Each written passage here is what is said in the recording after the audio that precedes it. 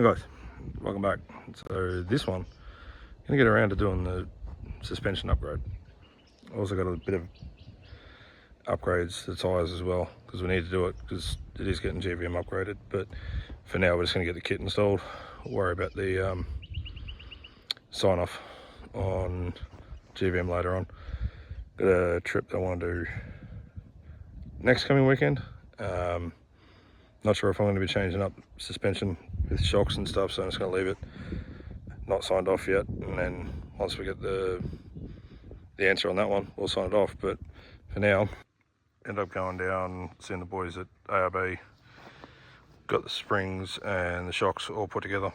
It saved me stuffing around with spring compressors. So at the moment, I'm on the alloy. There's a buckled front rim, but that tyre is going to go on the back, so I've got another light truck tyre on the front. End up getting 2 new rims and 2 new tyres, so all 4 of those tyres on the vehicle will be light truck now. Same on this side. Not tools, get everything ready, but so end up going with 600 kilo constant load springs. That may change, not sure yet, but for now we'll just leave it. End up going for some greasable shackles, new bushes, and new nitro shocks in the rear, all part of the GVM compatible kit. We'll get some beefier U-bolts as well. So I'm going to start off on the front and go from there, but rip this tyre off and go from there. Alrighty, well, lucky I did this at home then, because that jack ain't going to work underneath the vehicle, and that was with it like it was. So yeah, pretty good thing that we're doing this now, because with this trip we've got coming up, can't find this out in the middle of nowhere. So bottle jack, I mean for now it's stabilised underneath there, but I'm going to rip it out because I've got to get to that lower control arm anyway. So I've got the jack sitting underneath the rail there as one support, and then got a jack stand over there as well. Alright, so next thing I'm going to do is pull that jack out. Unfortunately so even with your top thread, it doesn't go all the way up on that support rail where the jack stand is. So yeah, luckily we found this out now, but I can jack up if I need to on that point there, so it's not too big of a deal. So on the front we end up with 530 mil between the point of the CV to the bottom of the guard, and it was actually 520 on the rear. So yeah, I made sure I measured that before, so that would have been a bit interesting not having the measurements. But we'll crack on under this lower control arm, drop the shock out, put the new shock in, and we'll go from there and see how it goes. But it shouldn't take too long to do the fronts, and it's fairly easy. So alright, so that one's in, and I've got 3 bolts up the top, 1 sitting at the back there. Does sit a little bit further in than previous, but I mean there was a spacer block that sat, you know, here, so I pushed that shock down anyway. So now we've got a pain in the arse. I had to undo nut there for the wheel alignment points for the adjustments, so I'm gonna have to do them back up. But in order to get this back up into here, I'm gonna just pull this out, but then you get the jack under there, a bottle jack, and just push it up, because there's a bit of a gap there at the moment.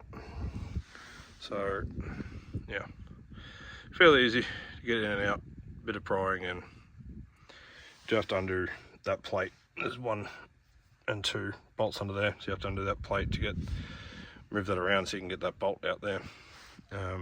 Otherwise, yeah, we'll nip this back up and crack on with the other side. Alright, so got the front done, it's all sorted, and now we're under the rear.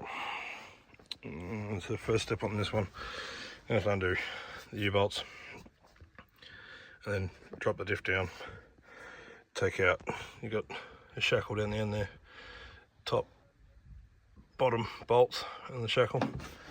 Alright, yeah, and then there's a bolt there. Alright, So start off by getting rid of these U-bolts, and then we'll get these bolts undone,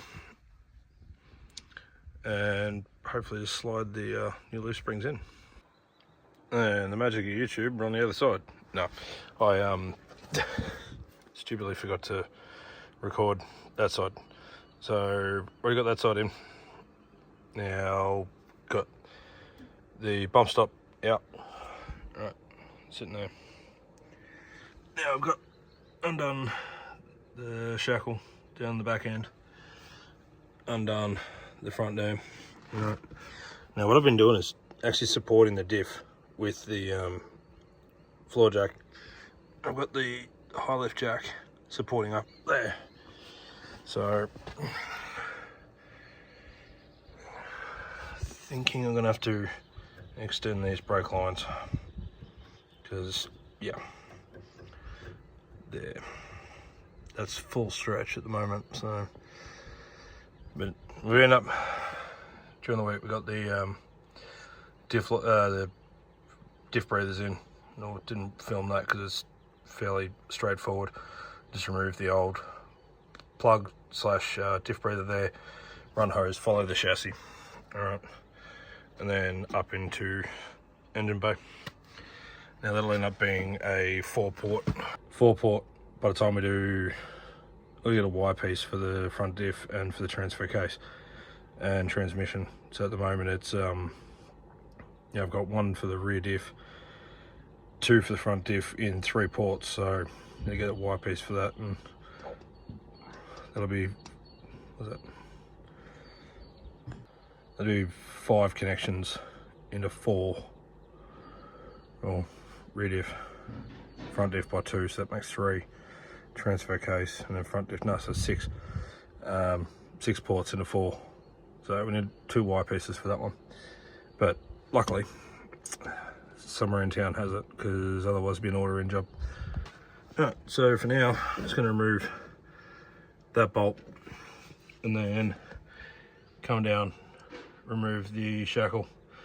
Now, in my rush that I was when I done this suspension previously, put the shackles in with the extensions, actually put on backwards. So rectified it on that side, but as you can see on there, the straight part's on the inside, but it has been hitting on the Kmart bar. So the angled bracket's going to sit on the right hand side with a flat bracket on the left hand side. So we'll get this lift spring out and go from there. Alright, so got it in. Took a little while. It's near on dark at the moment, but when just rolling around in the dirt and doing it, but yeah. So got it in. Definitely gonna have to sort out this handbrake cable. I completely forgot about that. That was when the vehicle was stolen. Got a spare one in the shed, just time. Got a trip coming up next weekend, testing out this setup for bigger trip coming in a couple of weeks. Well, a couple of months now. So that I sorted right in the right way. Shocks and springs. So yeah, bang this wheel back on, give her a measure front and rear after a bit of a test drive. It is going to settle a little bit, and I know especially in the front with how much weight's in there. Well, actually in the rear too. So put this tyre back on and go for a quick drive and see how we go. Now when I said a quick drive, there's no stuffing around. We're going to get straight into it. Now, been on this truck previously. It's only just around the corner from home, so it makes it real easy, but well, this is level. And then we're going to go up into here. We need to do it. Need to test it. Need to get it sorted.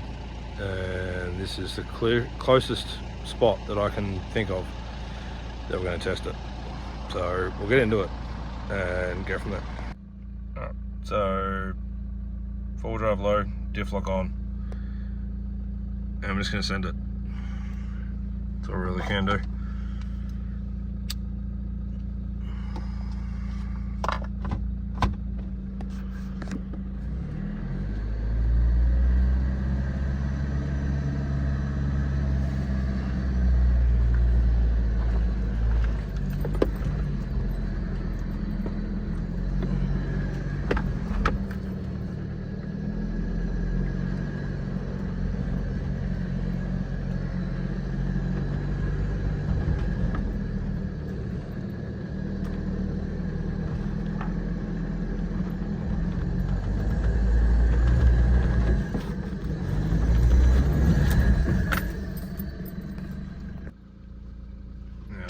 stupidly decided to go left hand down. So I'm going to bring it back a little bit. Do a bit of right hand down.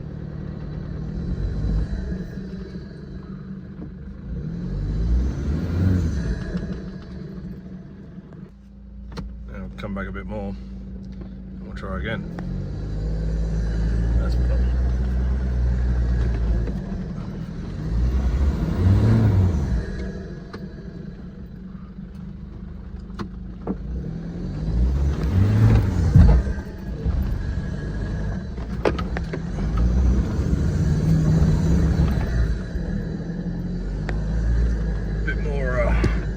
Bit more right foot that time.